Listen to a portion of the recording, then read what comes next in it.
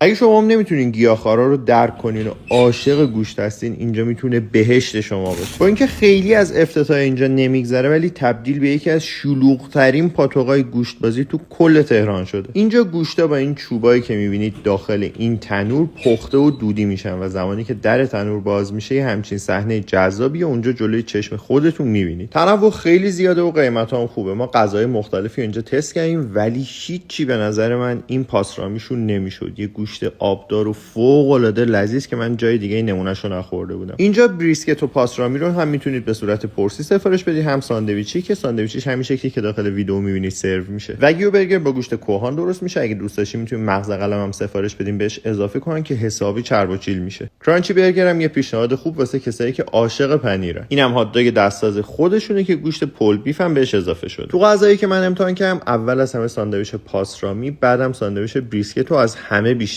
دوست داشتم. واقعا خوشمزه بود. بعدم هات داگ با پول بیفشون رو بهتون پیشنهاد میکنم چون اونم واقعا خوشمزه است. پیش غذا هم سیب زمینی با چیز برگر گرفتیم که واقعا خوب بود. کنار غذاها ترشیا و سسای دستساز خودشون هم واسهتون سرو میکنن. اینجا اسموکرز حوالی نیاورانه و من واقعا از امتحان کردن اینجا راضی بودم. آدرس و اطلاعات بیشترم توی کپشن واسهتون نوشتم.